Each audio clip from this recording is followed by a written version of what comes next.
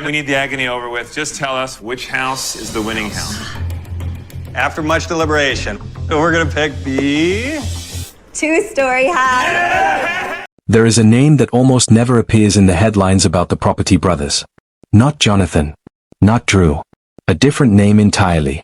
A name belonging to a man who was there before either of them, who helped build the empire that made them famous, and who spent 14 of the most terrifying months of his life convinced that he was running out of time.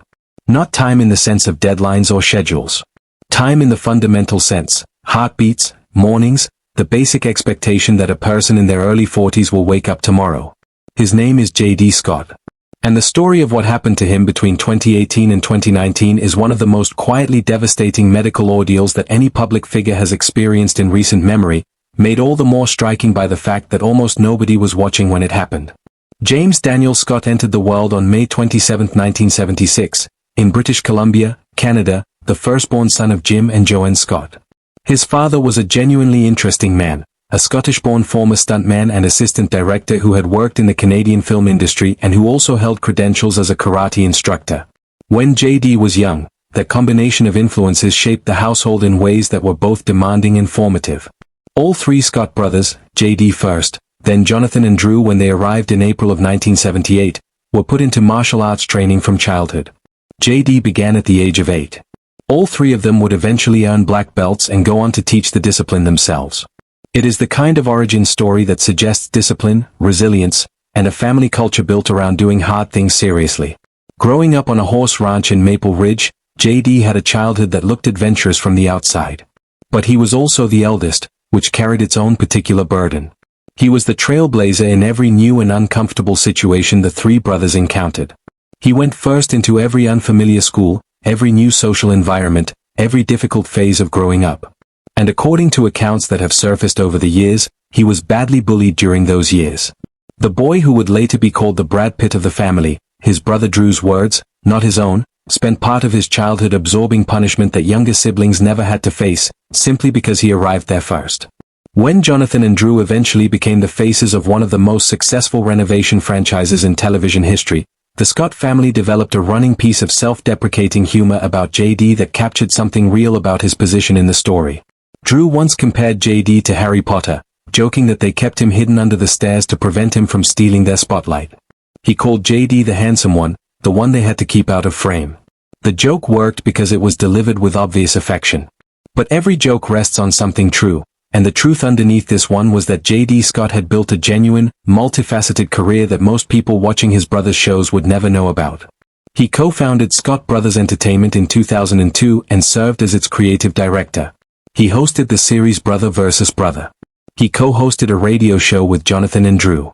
He hosted a television series about American amusement parks. He served as a global ambassador for World Vision, the international humanitarian organization focused on children in poverty.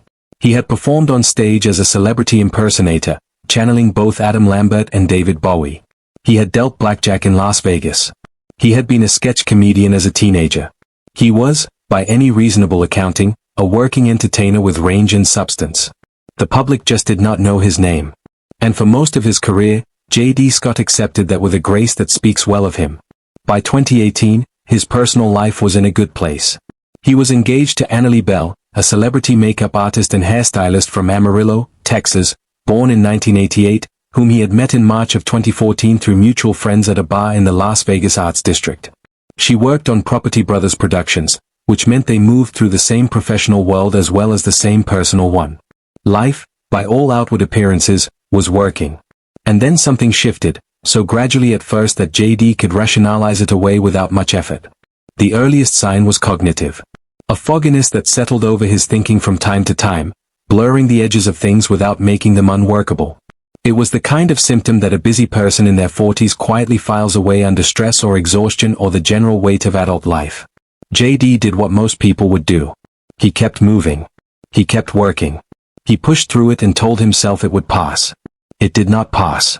Around the time of Drew's wedding to Linda Fan in 2018, something escalated dramatically. J.D. experienced an episode that, in the moment, felt exactly like a cardiac event. His chest constricted. One arm went numb. His pulse raced. Pressure built inside his head. And then there was something stranger than all of those things, a sensation he would later describe as a crawling feeling inside his skull, as though something were moving beneath the bone. He went to the hospital. His heart was examined and found to be functioning normally. But JD was not functioning normally, and he knew it, and the doctors could not immediately explain why. A neurologist would eventually give a name to the skull sensation specifically: nummular headache, a rare and poorly understood condition characterized by a localized, coin-shaped area of head pain or abnormal sensation. It was something. But it was only one piece of a much larger and more disabling picture. Because the symptom that would most comprehensively destroy J.D. Scott's ability to live a recognizable version of his own life had nothing to do with his head. It had to do with temperature. He became pathologically sensitive to heat. The threshold was devastatingly low, approximately 69 to 70 degrees Fahrenheit. For context, that is below what most climate-controlled indoor spaces maintain as a comfortable baseline. It is the temperature of a mild day in spring. For J.D. Scott, exceeding that number meant his skin felt as though it were burning. It meant he would begin losing consciousness. It meant that after the episode passed, he could be out of commission for days at a time, unable to work, unable to function, unable to do much of anything except wait for his body to recover enough to try again. He described passing out in places that should have been perfectly ordinary and safe. He described moments that felt, with no exaggeration, like the final moments of his life. He became dependent on a precisely climate-controlled environment in a way that most people cannot fully imagine, genuinely imprisoned within a narrow thermal range, unable to venture into a world that operates at temperatures his body could no longer survive. What followed was a year and more of medical investigation that produced very little clarity and an enormous amount of suffering.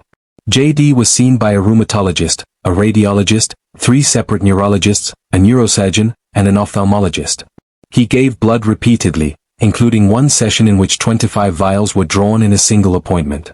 He underwent a half-dozen MRIs, an MRA, and an EEG. Doctors investigated whether he might have lupus. They seriously considered the possibility of a brain aneurysm, and a radiologist ultimately told him with near total certainty that an aneurysm was not the cause. That ruling out process, which sounds on paper like a series of reassurances, was experienced by J.D. as a series of dead ends. Every negative result was another month of unexplained deterioration. Every specialist who could not find an answer was another door closing. He was watching his life shrink to almost nothing, and no one could tell him why. He had spoken publicly about how good his life had been before all of this started. He was not someone who needed much prompting to feel grateful for what he had. He simply wanted to get back to it. And for 14 months, that seemed like an increasingly remote possibility. At some point during those months, there was a night that stands apart from all the others. J.D. had an episode of such severity that he crossed from suffering into certainty, the certainty that he was dying. Not gradually, not eventually, but that night. What he did in response is the moment in this entire story that is hardest to sit with. He wrote everything down. He gathered his passwords. He composed detailed instructions for managing his estate. He put it all into a message for Annalie, so that she would have what she needed to navigate life after he was gone. He later described it in straightforward, unsparing terms. The episode was so severe that he genuinely believed he was not going to make it through the night, and so he prepared accordingly.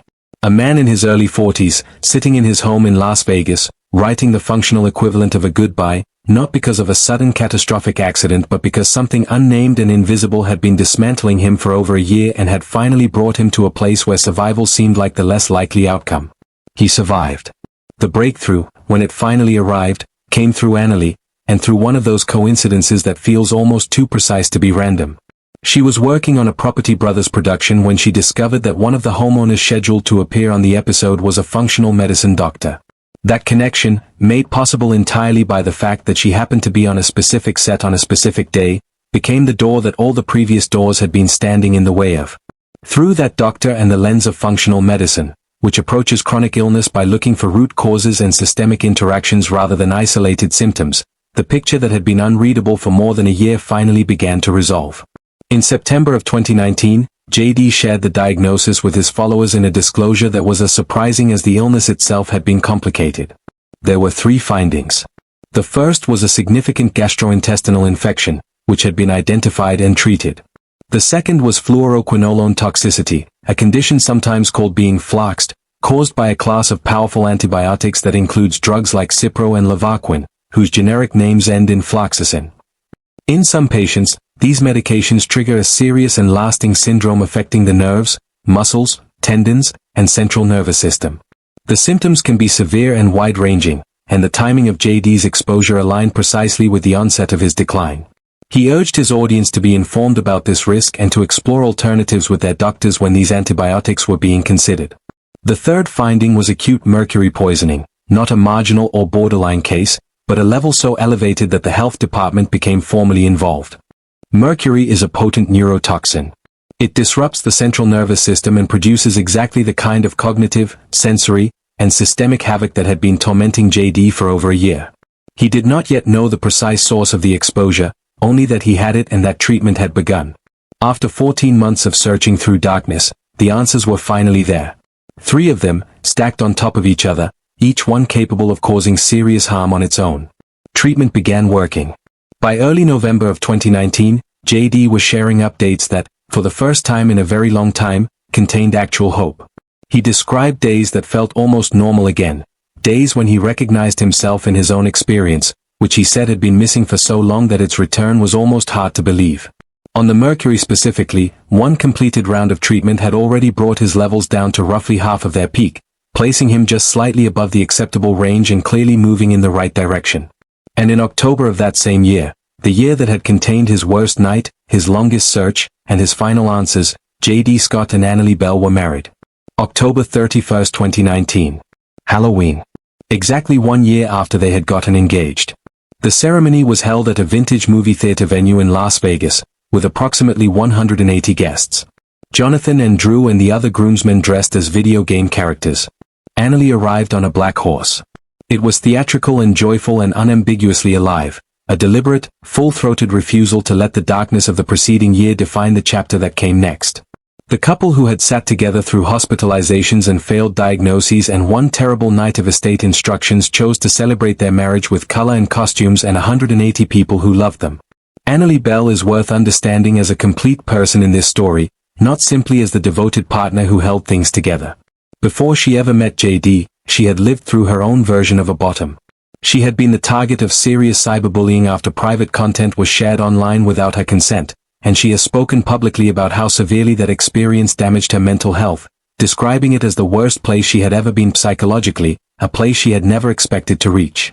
She transformed that experience into advocacy, becoming a vocal presence on issues of cyberbullying and mental health. So when JD was at his lowest point, the person carrying him was not someone who had been spared difficulty. She was someone who had already looked at her own worst moment and decided to do something constructive with it. JD has said directly and without qualification that Annalie kept him alive. That she was carrying the weight of both of them. That she was his hero. Those are not the words of a man using the language loosely. JD Scott is reported to be in good health today.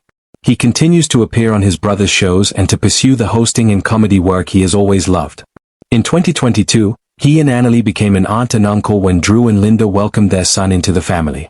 And Jonathan and Drew renovated a home for JD and Annalie on Property Brothers, Forever Home, building them a warm and personal space to settle into after everything the preceding years had asked of them.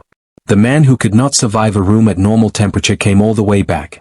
The brother who spent his career in the background, essential but unnamed, turned out to have been fighting the hardest fight of anyone in the frame. There is something worth sitting within that. Not every battle announces itself. Not every person struggling is the one standing in the spotlight. Sometimes the toughest person in the room is the one you forgot to look for, the one who was always there, just out of the light, holding the whole thing together while quietly writing down his passwords and hoping to see the morning.